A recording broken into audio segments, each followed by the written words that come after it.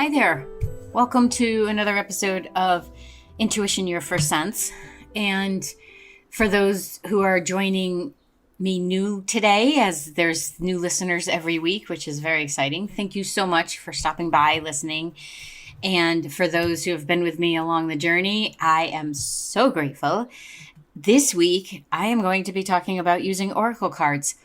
It was a requested topic and one that I tend to forget about because, when something is so much part of your life, you actually don't talk about it much because it's so ingrained in who you are. And oracle cards are that. Now, I ebb and flow with actually doing readings for myself or picking a card.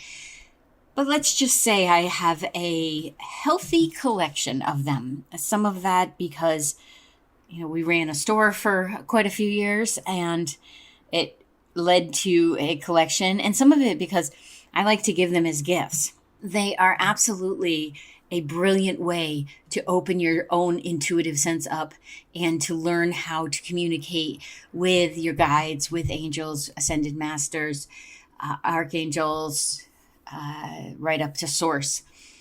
So oracle cards, you've likely seen them if you visited any metaphysical shop or even Barnes and Noble or things like that.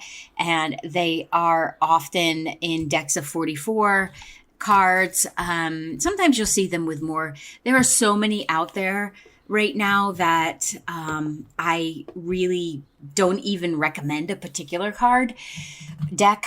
I used to recommend Dorian Virtues because I do love the cards and everything, but they're harder and harder to find these days. So what I would suggest is that you either, if you're ordering online, that's fine. But as you're going through, kind of feel how the deck feels to you. Feel if you're drawn to it. And maybe you're drawn to the artwork. That's fine. That's intuition as well. So the oracle cards are a way to connect with your own knowing, your own direction, to get direction, to answer questions, to tune up your ability to focus. Because if you're all over the place, it's incredibly difficult to receive messages and to be, certain to what you might be receiving. So getting still, learning to be quiet, that doesn't have to be for hours on end. A good 5-10 minutes is plenty. But the oracle cards are actually how I realized that I could see things from an intuitive or psychic standpoint, because I thought everybody had a movie screen in their head that was giving them information from other people's energy fields. And I just thought that's what we had. And it's how we could know how to help somebody or how to say something that would be kind or how to problem solve. I just thought everybody had this little screen in their head, and that's what they were referencing. Well, it turns out that's not exactly the case, although I maintain that I think we're all capable of it. It's just a matter of working with your wiring and being willing to practice. And the oracle cards, to me, were a way that I could not only have 5 minutes to myself, as my kids were all teenagers and younger at that time, that I was developing this, that I was realizing, oh, there's something going on in my own antenna system. And they became a way for me to spend a few moments with myself, to collect my thoughts. And I realized later to collect my energy because I tended to wander everywhere. And the ability to have something in my hands, because I'm a very tactile learner. I like to turn pages in a book. I like to get my hands on something. I experientially need to be in something. Although I'm very visual and claircognizant, I was probably talking on the other side when they said, how do you want to learn? How do you want to be? And I thought, throw it all in the pot. I'm good with all of it. So the oracle cards are a great way to make that kinetic connection between your hands and your third eye and your intuitive knowing. So I highly, highly recommend them, which is why I feel a bit remiss in not mentioning them more often. And my favorite deck has always been Messages from Your Angels by Dorian Virtue. It was one of the first decks I received. It came out in like 2002. And I like it for its simplicity. I like it for the artwork that's there, but it's just always had a vibration that allows me to feel centered and to feel connected and collected. So the process of doing the readings for yourself or flipping a card over is one, it's so easy. But it does take committing that time. So sometimes I'll recommend to people if they're really busy. I almost gave away my New England background and said wicked busy. So if people are really busy, I'll suggest to them that they maybe pull a card before they go to sleep, and they can contemplate about it overnight while they're sleeping, or to pull one first thing in the morning as part of their morning ritual, because the carving out the time can be challenging, but it has such a gift. Now, I want to say that I am not a tarot girl. And the reason for that is I simply was not introduced to it early on. I was introduced to the oracle cards. And then once I was introduced to the tarot cards or tarot cards, I thought that it was too regimented for me. I like to be able to interpret what a card is showing me. I like to be able to feel it. And I know you can do that with tarot. I'm simply saying that it's not part of my repertoire, so I won't be speaking of them today, except to say, if you like them, well, rock it. Because that is a fantastic way for you to connect with yourself. If you want to learn about the tarot, I will suggest my friend Michelle, who has Moxie Coaching, and that's Moxxie Coaching, because she does tutorials, has classes, and does videos and such that are in depth and yet make it all accessible. I do have a course on oracle card reading that you can get from the website, and it's a self-guided, and it's up there for $19, and it's a way to encourage what some of my clients had asked for, the Vicky on the Go plan. So today what I'm going to do is just cover some of the broader aspects of the oracle cards and how you can use them in your life. So with the decks, they tend to have a theme. Each deck has a theme. And there might be the Archangel deck. There might be the Life Purpose deck. Oh, I love the Earth card decks. Oh, with the animals and on them. Stephen Farmer has some beautiful stuff. Hopefully it's still out there. I might be dating myself here. He has some wonderful ones. Of course, I have an aspiration to do my own deck, hiring an artist, of course, because I don't know that everybody wants stick figures, because that would be the level of my capability, art and drawing and such. But they're not out yet. That might take a little bit. The idea of having so many cards out there is beautiful because you can really align to what works for you. There's dolphin cards. You can use regular playing cards. And actually before Oracle cards came along, Oracle is, the connection. What is it? It's used as a divination tool. So you can use stones. People would read tea leaves. I believe it's a focusing mechanism. And there's just the added benefit of having a card with a message. And I pulled 2 cards today for this podcast, and I'll read them at the end for what came up. And the idea that you can work with a deck that appeals to you, of course, will mean that you go back to it, right? It's like choosing an exercise you like, or a way of eating that you like, because it'll keep you interested. It'll keep you connected. So when you are working with these cards, my greatest thing is to often remind people, you must ask for white light to surround you. You must get in some kind of neutral energy. And the reason that I suggest the white light is I know it works so well. And I ask Archangel Michael, I'll say, please surround me with white light. Thank you very much. I do not go at this from an idea of protection. And I know there's some teaching out there that you must protect yourself energetically. that has never set well with me, because I feel like when you go into it with an energy of protection, you're actually drawing whatever you're a little bit fearful of to you. And I just don't think that that's smart. I would rather think of it as this is a light that I'm putting around me because I want to be in a space of neutrality. I want to hear and receive and see what the cards and the angels are bringing me.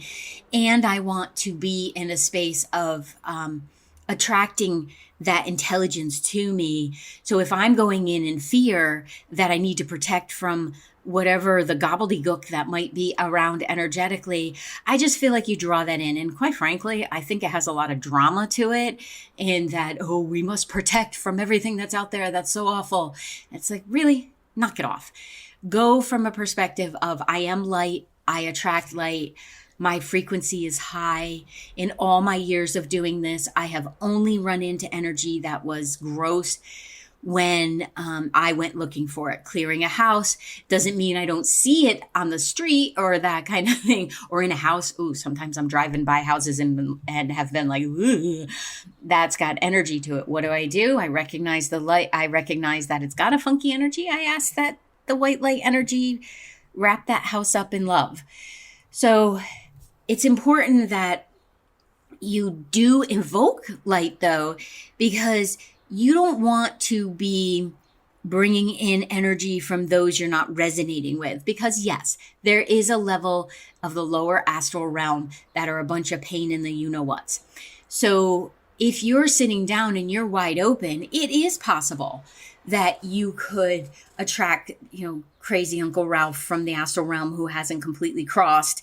So he's being an instigator or a problem child. It is possible.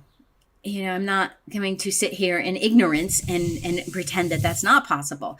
However, a certain level of, I'm doing this because I want my energy to be of a clean, clear resonance, is much healthier for you than let me be fearful and protective. And, those who teach fear, knock it off, because it's not necessary. So you do this white light. Absolutely. If you have stones that resonate with you, if you have a clear quartz crystal that you love, or if you have some obsidian that you love, it doesn't matter what the stone is. If there's a stone that helps you connect, then by all means, hold on to that, have it with your deck. I recommend that when you put your deck away, that you put a clear quartz crystal on top of it, because it will help to clear some of the energy, but I'll get into that later. So you do want to ask for that white light. You do want to ask for your helpers to be present. And there's much more detail of this in the class. But there are certain levels of responsibility and accountability when you start doing the card and pulling cards. Now, for yourself, I won't get as bossy. What I want you to do is have that white light, and I want you to ask the questions that you would like to receive guidance on. It's pretty much that simple. And remembering that in between each session, not necessarily each question, unless your cards are constantly repeating themselves, and then you might want to say, okay, let's just clear the deck and let me ask the question again, or do my spread, or I love asking, what do you want me to know? Because as humans, we can really believe that we know what direction we should be asking in, when in fact, sometimes it's just better to throw it up to the universe and say, what do you want me to know? So the responsibility is on your part, if you're doing this for yourself, if you're pulling a card, is be willing to receive the message. Be willing to receive whatever that card says. Now, sometimes it does not make sense in the moment. And you may want to write down what card you pulled, because I have found in the next day or so, there will definitely be some guidance that comes out. And having that practice of already pulled the card can direct your attention enough that you go, oh, that's right. I did pull that card the other day. It just didn't make sense at the time. And now it does. So you end up creating a continuity in your practice and taking your intuition skills beyond the sitting down and meditation. Like I'm always saying, we have to integrate our brain and our human self with this soul self, with these intuitive gifts. So continuity does that. So if you're asking for guidance, you have to be willing to receive said guidance, or otherwise, what are you doing there? You're just wasting your time. Have you ever wondered where your soul is? How you can be in touch with it? How you can use it and communicate with it with your human senses as well as your intuition? I wondered this for a long time, and as I practiced and learned how to do it, I have now created a course that you can take that is self-guided, along with some live events with me that can help you to connect to your soul as well, and to use this amazing collaboration between your human self and your soul to empower your life, to create what you'd like to have, and most importantly, to be able to feel that you belong, that you are amazing, and then what would you like to do with that in the world? So head on over to the website, VickiBaird.com, check it out and sign up, and let me know if you need any help. If you happen to be working with a friend or beginning to do readings and stuff, you need to be in your highest intention. You are not an all-knowing being. Sorry, if you're here with a heartbeat, you aren't. You have skills, you may have knowledge, but when you're reading a card for someone else or doing a spread for someone else, even if it's in playfulness, hopefully it is in playfulness, there must be a reverence there, I believe. Don't have to do it this way. So many people haven't. It's fine. It's also important that when you're flipping the card and when you're receiving the information, you pause and you let it come in and don't necessarily, quote unquote, read into the situation. You actually ask your human self to step off to the side just a smidge, and then to have what feels, what you're intuiting, what you're downloading to come through. And if you don't know what to say, or you don't know the connection to the card, then say that. Say, I don't know what this is referring to. I'd like you to remember the card, write it down, and then say that to yourself too, if necessary. It can be pretty, I've seen this happen where people can get in their ego and get heady about doing card readings. And to me, if that's where you are, you have lost the meaning of the connection to divinity. You have to the divine. You have lost your own soul's intention there, which should be along some line of causing no harm, right? You're not, unless you are a counselor by trade or a psychologist, you're not there in an advice giving place. You are there in a let's discover what's going on place. So for yourself, feel free to give that advice, man. Feel free to tap in and feel what could be in my best interest.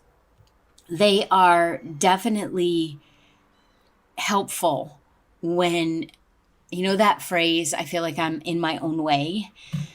When someone says that, I recommend or ask them if they have cards, because it's a small step outside of yourself to receive some guidance back, but it's not necessarily going to another person, which can confuse the situation.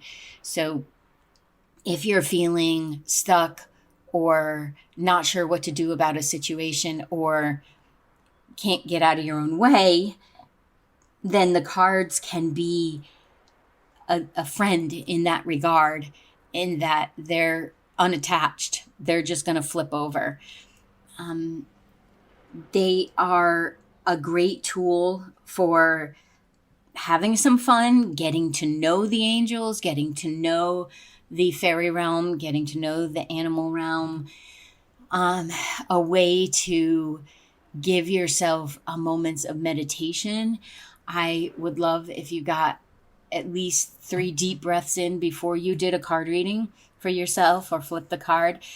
Some people will flip a card first thing in the morning and put it out for themselves so that they can see it throughout the day.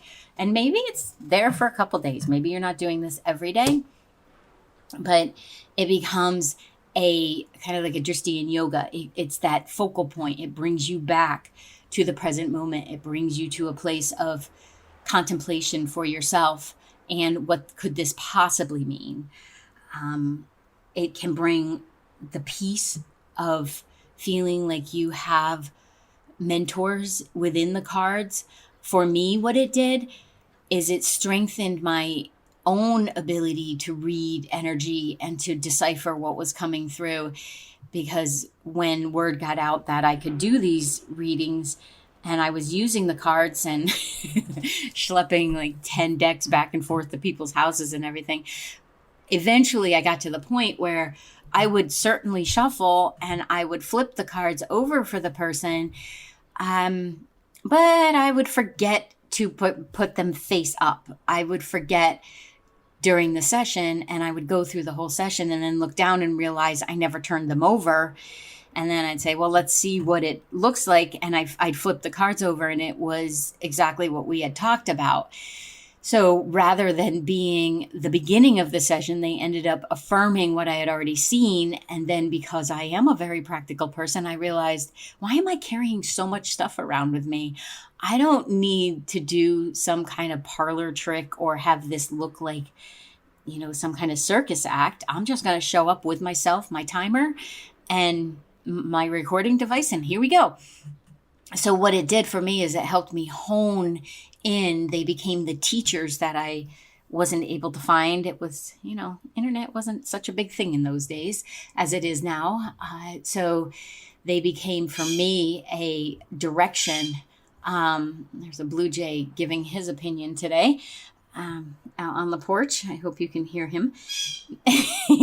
Messages from spirit as well. Animal kingdom.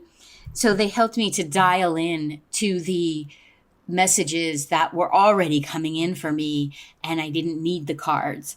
And then they became something to teach, and then they became something that I used for myself. So it went full circle. I started in helping myself understand what was going on with my own, senses. My first sense that was actively developing and popping out, and then they went out to help other people, and then it circled around to then become back to a comfort place for me. So when you're working with the cards, it's important that they do get cleared. Some people put them in sunlight. Some people will put, I like the crystal on top of the box because I might forget to clear it. What I tend to do when I'm shuffling them is I will ask that all energy from a previous reading be cleared.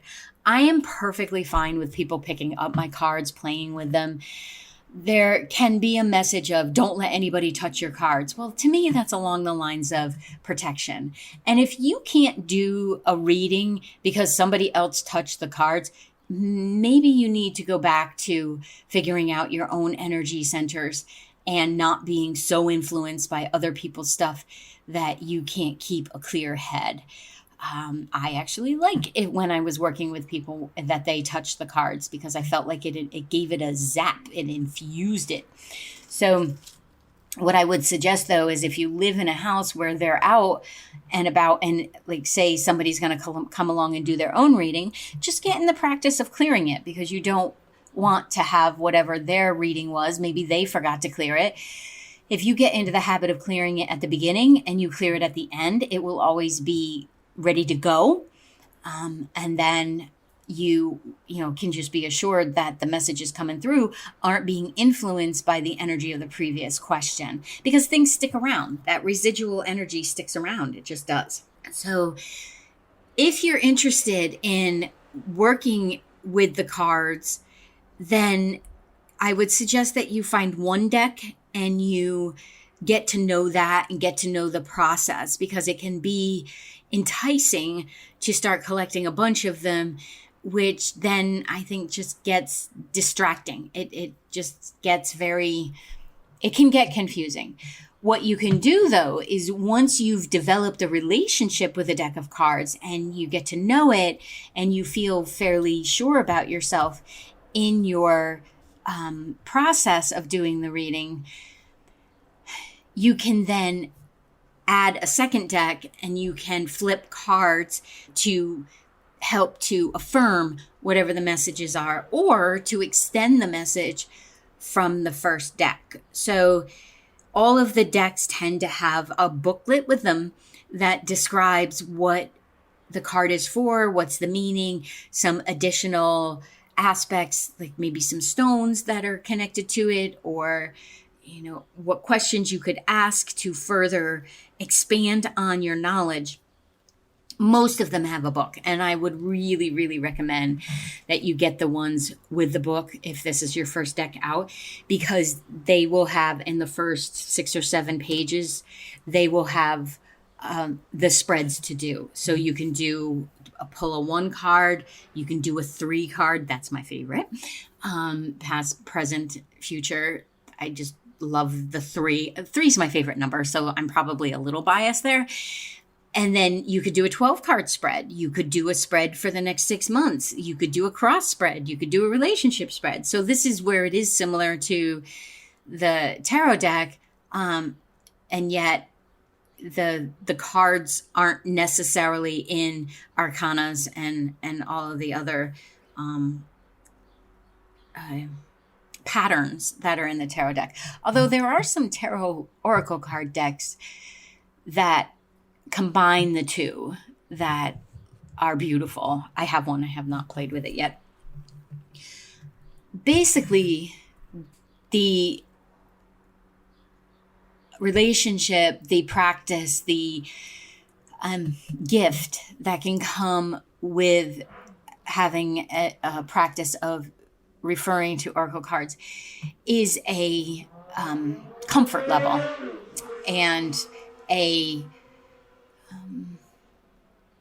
just a honing of your skills in a way that's not, you can't do it wrong. You just can't do it wrong. You're not going to impact an outcome of something. Although it could shift your energy and you could feel confident, say you were deciding that the career you're in just isn't lighting you up any longer.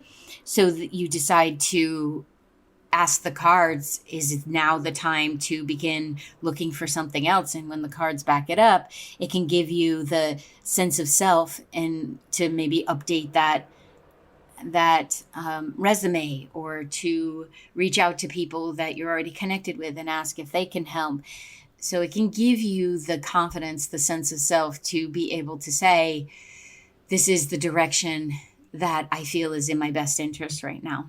So the cards I pulled today are the Grace and Antoinette card, which is to help heal the situation, see the other person's point of view with compassion.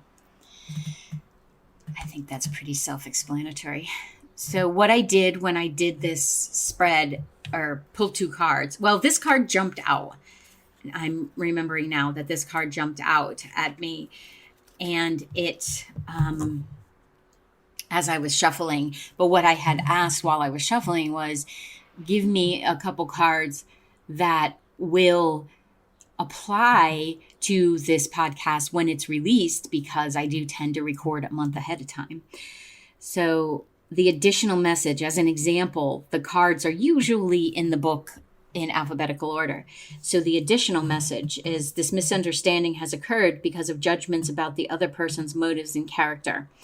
To heal the situation, the judgments need to be released. Instead of seeing someone as good or bad, have compassion and know that everyone is doing the best they can. Instead of pitying someone, see the person's inner strength. In that way, you encourage divine light to be expressed within the other person and yourself. You are projecting something from your own shadow side onto the other person. So the situation is an opportunity for you to clear away an ego issue. Simply affirm, I am willing to release that part of me that is irritated when I think of you. We angels are helping to heal the situation miraculously so that everyone can forgive and forget judgments and act responsibly. Compassion is the key. Now, when I'm reading this, I'll be honest, sometimes there are statements in there that I don't necessarily resonate with, but I pay attention to that because I'm like, wait, if it's causing a little bit of, conflict within me, do I need to pay attention to that? Or is it simply, no, I don't agree with that statement, right? So I feel like in this way, it also helps to affirm for us to learn, like, what are our beliefs? Because simply because it's in this book written by someone else does not mean that that's what you have to follow. Everybody's spiritual path is their own spiritual path. It's their own belief system. And to that point, the second card I pulled was Archangel Raphael, who I adore. Very much a healing angel, very much pets, kids, just all around fun kind of guy. Physical issues. So this card is, I'm helping you heal physical challenges in yourself and others. You are a healer like me. Everyone is a healer themselves, for themselves. We are not healers for other people.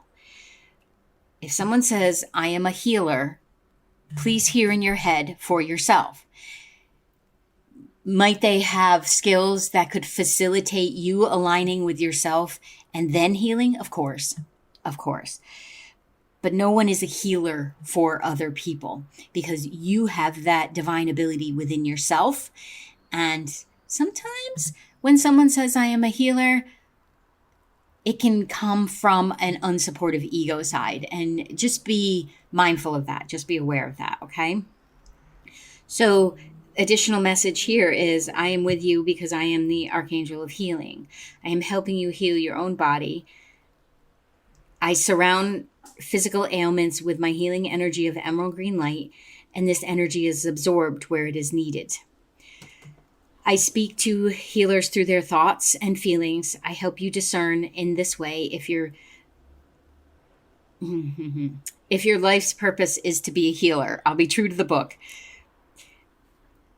Life purpose to be a healer for self, absolutely, go for it.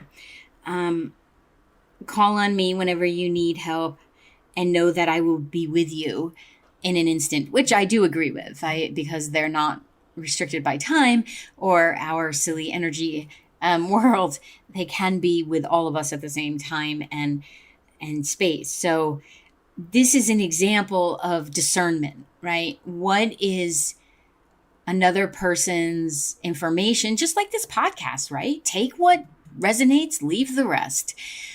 It's up to you to feel your way, to know your beliefs, to know your values, to do your learning, to expand. And Oracle cards are a fantastic way in order to do that. So thank you so much for the wonderful being who asked me if I would cover this, because it also encouraged me to get that class up and running. So that is available at vickybaird.com, and you can download the videos and everything with it, and to follow along with the write-up, and just give yourself a little bit of support and practice and fun. Please have fun with it. Don't get so super serious about it. So thank you very much. I hope you're having a wonderful day, evening, morning, night, whatever it is in your time zone. And thank you for joining me, and I will see you in the next episode. If this is something you feel would be beneficial to you, feel free to pop on over to the website, vickybaird.com, VICKIBAIRD.com, or at Coach Vicky Baird on all the social platforms.